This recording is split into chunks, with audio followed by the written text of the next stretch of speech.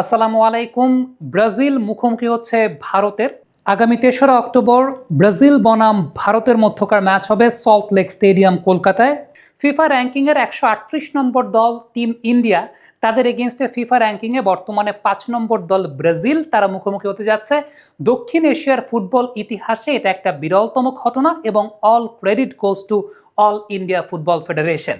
অনেকেই জিজ্ঞেস করতে পারেন যে কিভাবে সম্ভব হলো যে ফিফা র্যাঙ্কিংয়ের ১৩৮ নম্বর দল ফিফা র্যাঙ্কিংয়ের ৫ নম্বর দল ব্রাজিলের মুখোমুখি হতে যাচ্ছে। এখানের পুরো ব্যাপারটার মধ্যে দুইটা খুব গুরুত্বপূর্ণ বিষয় কাজ করেছে। একটা হচ্ছে ফিফা ইন্টারন্যাশনাল ফ্রেন্ডলি উইন্ডো, আরেকটা বিষয় হচ্ছে অল ইন্ডিয়া ফুটবল ফেডারেশনের চমৎকার ফুটবল ডিপ্লোম্যাসির জায়গা, এবং সেই সঙ্গে ইন্ডিয়ার কর্পোরেট মার্কেটটা যেহেতু অনেক বড়, সেটার একটা অনেক বড় ফায়দা কিন্তু অল ইন্ডিয়া ফুটবল ফেডারেশন নিয়েছে, এবং সেই সঙ্গে তাদের ফুটবল ডিপ্লোম্যাসির একটা চমৎকার দৃষ্টান্ত বা ফুটবল ডিপ্লোম্যাসির একটা চমৎকার উদাহরণ আমরা দেখতে পেয়েছি। আর বিশেষ করে কলকাতাকেই কেন ভেন্যু হিসেবে নেওয়া হয়েছে সেই ব্যাপারেও কিন্তু একটা খুব গুরুত্বপূর্ণ পয়েন্ট আছে, কারণ বিশেষ করে সাবকন্টিনেন্টে বাংলাদেশ এবং ইন্ডিয়ার কলকাতাতে ব্রাজিলের ফ্যান বেসটা কিন্তু অনেক বড়। ১৯৭৭ সালে পেলে যখন কসমোস ক্লাবের হয়ে খেলতে এসেছিলেন মোহনবাগানের এগেনস্টে, তখনই তিনি লক্ষ্য করেছিলেন যে ইন্ডিয়াতে বিশেষ করে কলকাতাতে কীরকম ফ্যান ফলোয়ার রয়েছে ব্রাজিলের, এবং সেটাই মূলত অনেক বেশি মাত্রায় মোটিভেট করেছে ব্রাজিল এবং ইন্ডিয়ার এই ম্যাচটা সল্ট লেক স্টেডিয়ামে হওয়ার জন্য। প্রথমত একটু বিশ্লেষণ করতে চাই যে আসলে কিভাবে সম্ভব হলো ব্রাজিল এবং ইন্ডিয়ার এই ম্যাচটা হওয়াটা। প্রথমত অক্টোবর মাসে ফিফা ইন্টারন্যাশনাল উইন্ডোর একটা ব্রেক রয়েছে। এই সময়টাতে ব্রাজিল ফুটবল টিম তারা ওশেনিয়া এবং এশিয়া সফর নির্ধারণ করেছে। ২৫ এবং ২৯ সেপ্টেম্বর তারা অস্ট্রেলিয়ার বিরুদ্ধে কুইন্সল্যান্ডের মাঠে মুখোমুখি হবে, দুইটা ফিফা ইন্টারন্যাশনাল ফ্রেন্ডলি ম্যাচ খেলবে। এবং ব্রাজিল ওশেনিয়া অঞ্চলের পাশাপাশি এশিয়াতে এমন একটা অঞ্চল খুঁজছিল যেখানে আসলে ট্রাভেলিং ডিস্টেন্সটা অনেক কম এবং টাইম ফ্রেমের পার্থক্যটা খুব বেশি না, এরকম একটা অঞ্চল। সেই সঙ্গে অল ইন্ডিয়া ফুটবল ফেডারেশন অনেক দিন ধরেই কিন্তু এই চেষ্টাটা করে আসছিল, তারা তাদের ফুটবল ডিপ্লোম্যাসির জায়গায়, এবং সেই চেষ্টাটায় তারা সফল হয়েছে। এখন All India Football Federation football ডিপ্লোম্যাসির জায়গায় কোন কোন বিষয়ে জয়ী হয়েছে সেই ব্যাপারে যদি আমরা বলতে চাই, তাহলে বলতে হবে ডেফিনেটলি এখানে খরচ একটা অনেক বড় ব্যাপার। ৬০ থেকে ৭০ কোটি রুপির মতো খরচ হচ্ছে বিভিন্ন সোর্স মারফত জানা যায়, যার মধ্যে ব্রাজিলিয়ান প্লেয়ারদের ম্যাচ ফি রয়েছে, তাদের ট্রাভেলিং এক্সপেন্স রয়েছে, 5 স্টার হোটেলে থাকা খাওয়া থেকে শুরু করে অন্যান্য যে এক্সপেন্স রয়েছে সে সমস্ত এক্সপেন্স সব কিছু মিলিয়ে প্রায় ৬০ থেকে ৭০ কোটি রুপির মতো খরচ হচ্ছে। এবং এই খরচটা কিন্তু এমন না যে অল ইন্ডিয়া ফুটবল ফেডারেশন তারা করছে, ডেফিনেটলি ইন্ডিয়াতে কর্পোরেট মার্কেটটা অনেক বড়, ইন্ডিয়ার অনেক কর্পোরেট জায়ান্টসরা রয়েছে। অল ইন্ডিয়া ফুটবল ফেডারেশন সেই জায়গায় কর্পোরেট জায়ান্টসদের সঙ্গে আগেভাগে কথাবার্তা বলে তার আগে এনশিওর্ড হয়েছে ব্রাজিল ফুটবল টিমকে ইন্ডিয়াতে আনতে গেলে কি পরিমাণ খরচ হতে পারে এবং সেই খরচ তারা ওঠাতে পারবে কিনা। ডেফিনেটলি কর্পোরেট কোম্পানিগুলোর সঙ্গে তারা সেই অনুযায়ী ডিল করেছে, সেই অনুযায়ী ডিল করে তারা সেই চুক্তিটাকে বাস্তবায়ন করার মতো, অর্থাৎ রিয়েলিস্টিক একটা জায়গা থেকেই পরবর্তী সময় কিন্তু ব্রাজিলিয়ান ফুটবল ফেডারেশন বা সিবিএফ, যাদেরকে আমরা বলি, সিবিএফ এর কাছে সে অফারটা দিয়েছে। এবং সিবিএফও পরবর্তী সময় চিন্তা করে দেখেছে তারা যেহেতু ওশেনিয়া সফরে আছে, সেখান থেকে এশিয়ার কোন অঞ্চলটাতে ট্রাভেলিং, কস্টিং এবং সেই সঙ্গে আতিথেয়তার জায়গা থেকে তারা সবচাইতে বেটার সলিউশন পাবে বা সবচাইতে বেটার ফেভার পাবে, সেই বিষয়টা চিন্তা করেই কিন্তু তারা অল ইন্ডিয়া ফুটবল ফেডারেশনের এই অফারটাতে রাজি হয়েছে।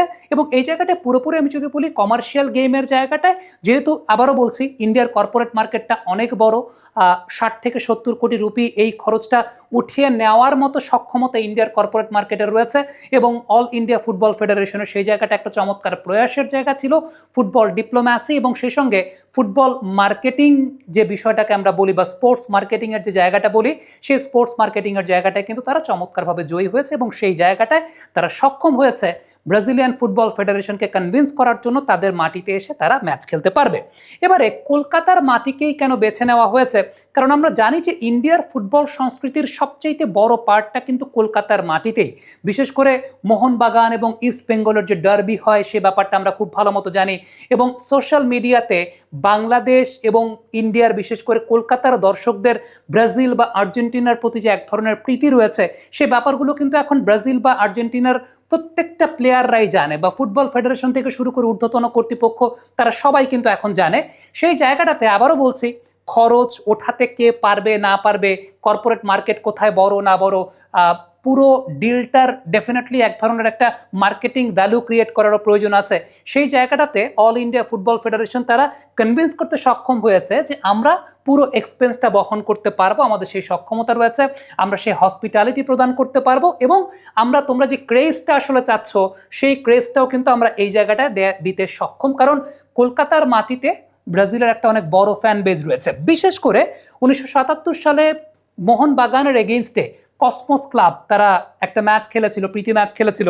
সেই প্রীতি ম্যাচে যে বিষয়টা দেখা গিয়েছিল যে কিংবদন্তি পেলে যখন খেলতে এসেছিলেন তাকে কেন্দ্র করে কলকাতা যেমন উৎসবের নগরীতে রূপান্তরিত হয়েছিল, উৎসবের নগরীতে পরিণত হয়েছিল, সেই বিষয়টা কিন্তু পেলের মনে আলাদা করে দাগ কেটেছিল।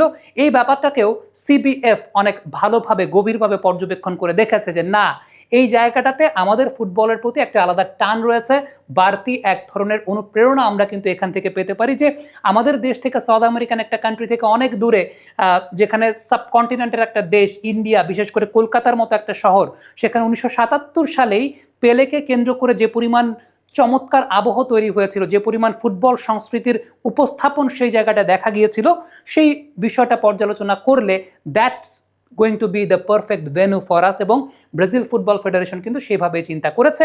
এছাড়াও কিন্তু আমরা দেখতে পেয়েছিলাম যে 2011 সালে বাংলাদেশের মাটিতেও আর্জেন্টিনা খেলেছিল, কলকাতার মাটিতেও আর্জেন্টিনা খেলেছিল। খুব রিসেন্টলি লিওনেল মেসিকে আমরা দেখতে পেয়েছিলাম কলকাতার মাটিতে তিনি এসেছিলেন। সব কিছু মিলিয়ে কলকাতাকেই তারা আদর্শ ভেন্যু হিসেবে চিন্তা করেছে, এবং সল্টলেক স্টেডিয়ামে ইন্ডিয়া এবং ব্রাজিল তারা মুখোমুখি হতে যাচ্ছে। এখন এই জায়গা থেকে অনেকেই সে প্রশ্নটা করতে পারেন যে ফুটবল ডিপ্লোমেসির জায়গায় যেখানে অল ইন্ডিয়া ফুটবল ফেডারেশন এইরকম একটা চমৎকার দান মেরে দিয়েছে, বাংলাদেশ ফুটবল ফেডারেশন সেই জায়গাটায় দান মারতে পারছে না কেন, বা সেটা এখন পর্যন্ত সম্ভব হচ্ছে না কেন? বিশেষ করে আর্জেন্টিনার সঙ্গে কূটনৈতিক সম্পর্ক তো স্থাপন হয়ে গিয়েছিল বাংলাদেশের, ব্রাজিলেরও একটা বড় ধরনের ক্রেজ রয়েছে। সো এই ক্রেজটাকে বাংলাদেশ ফুটবল ফেডারেশন কেন ব্যবহার করতে পারছে না, কেন সেই জায়গাটাতে বাংলাদেশের সঙ্গে ব্রাজিল বা আর্জেন্টিনার কোনো ম্যাচ হতে পারছে না? দেখেন, এই জায়গাটা যদি বিশ্লেষণ করতে চাই তাহলে আমার কাছে সবচেয়ে বড় ব্যারিয়ারটা মনে হয় রিয়েলিস্টিক জায়গা থেকে, হ্যাঁ ফুটবল ডিপ্লোম্যাসির একটা জায়গা তো অবশ্যই আছে, কূটনৈতিক যে কমিউনিকেশন মেইনটেনেন্সের জায়গাটা সেটা অবশ্যই আছে। তার চাইতে বড় বিষয়টা মনে হয় কর্পোরেট মার্কেটের জায়গাটাতে কমিউনিকেশন এবং কর্পোরেট মার্কেটের রিয়েলিটির জায়গাটা। ইন্ডিয়া এত বড় দেশ, তাদের কর্পোরেট মার্কেটও অনেক বড়। বাংলাদেশের কর্পোরেট মার্কেটটা, বিশেষ করে স্পোর্টস কর্পোরেট মার্কেটটা কিন্তু এখন পর্যন্ত অত বড় হয়ে ওঠে নাই, যেটা আমরা হয়তোবা বাইরে থেকে খুব বেশি বুঝতে পারি না। কিন্তু যারা একদম রিয়েল ফিল্ডে কাজ করেন তারা এই বিষয়টা খুব ভালো মতো বুঝতে পারেন যে আমাদের স্পোর্টস মার্কেটটা কর্পোরেট ফিল্ডের জায়গা থেকে এখনো অত বড় হয় নাই যে এরকম একটা কান্ট্রিকে এনে আমরা খেলাতে পারবো কি পারবো না। হ্যাঁ, 2011 সালে কিন্তু সেটা দেখা গিয়েছিল যে আর্জেন্টিনাকে বাংলাদেশের মাটিতে এনে নাইজেরিয়ার সঙ্গে একটা প্রীতি ম্যাচ খেলানো হয়েছে। সো আমার কাছে এটা আবার ব্যক্তিগতভাবে মনে হয় যে এক্সপেন্স যদি এফোর্ট দেওয়া হয় 2011 সালে যেরকম এফোর্ট দেওয়া হয়েছিল সেরকম এফোর্ট দেওয়া হলে এক্সপেন্সও হয়তোবা বড় কোনো ম্যাটার হতে পারে না। সেই জায়গাটা অবশ্যই ফুটবল ডিপ্লোম্যাসি একটা অনেক বড় বিষয়, কর্পোরেট মার্কেটিং স্ট্রাকচারের জায়গাটা তো অবশ্যই আছে। আমি জানি না যে আমাদের ফুটবল ফেডারেশন কখনো এইরকম এফোর্ট দিয়েছে কিনা যে ব্রাজিল বা আর্জেন্টিনার মতো কোনো টিমকে এনে বাংলাদেশ টিমের সঙ্গে খেলানো। এর আগে তো আমরা দেখেছিলাম যে আর্জেন্টিনা টিম, নাইজেরিয়া টিম তারা এসে খেলেছিল, তাদের মধ্যে প্রীতি ম্যাচ দেখেছিলাম, কিন্তু বাংলাদেশ টিমের এগেইনস্টে এই ধরনের কোনো বড় দলের কোনো ম্যাচ আমরা দেখতে পাই নাই। সো আমি যদি মার্কেটিং পয়েন্ট অফ ভিউ থেকে বলি, 11 সালে যখন আর্জেন্টিনাকে আনা হয়েছিল তখনও তো একটা মোটা অঙ্কের টাকা দিয়ে আনা হয়েছিল, এবং সেই জায়গায় নাইজেরিয়া টিমকেও কিন্তু ওই এক্সপেন্সটাও বিয়ার করতে হয়েছিল। সো বাংলাদেশ টিমের এগেইনস্টে যদি ব্রাজিল বা আর্জেন্টিনা কোনো টিমের কোনো এরকম প্রীতি ম্যাচের আয়োজন করা পসিবল হয়, সেই জায়গাটায় আমার মনে হয় যে একটু এক্সট্রা এফোর্ট প্রয়োজন, একটু এক্সট্রা এফোর্ট। আমি জানি না যে কখনো আমাদের ফুটবল ফেডারেশন থেকে সেই এক্সট্রা এফোর্টটা দেওয়া হয়েছে কিনা বা দেওয়ার চেষ্টা করা হয়েছে কিনা। আই হোপ ইন্ডিয়া তো একটা দৃষ্টান্ত স্থাপন করে দিয়েছে। সেই জায়গা থেকে আমাদের ফুটবল ফেডারেশন যদি কখনো ভবিষ্যতে এরকম উদ্যোগী হয় যে ওয়ার্ল্ডের বড় কোনো টিমকে বাংলাদেশে এনে বাংলাদেশ টিমের সঙ্গে তাদের একটা খেলার এক্সপিরিয়েন্স প্রদান করা, এবং সেক্ষেত্রে 2011 সালে যেরকম আমরা দেখেছিলাম যে এক্সপেন্স খুব বেশি ম্যাটার করে নাই বা এক্সপেন্স খুব বড় বাধা হয়ে দাঁড়ায় নাই, এখনকার সময়ের কর্পোরেট মার্কেটিংয়ের জায়গাটা চিন্তা করলেও হয়তোবা একটু এক্সট্রা এফোর্ট যদি আমরা দিতে পারি সেটাও হয়তোবা খুব বড় কোনো ম্যাটার করবে না বলে আমার বিশ্বাসের জায়গা। দর্শক, কমেন্ট বক্সে আপনাদের মন্তব্য মতামত জানতে চাই, লিখে পাঠাবেন।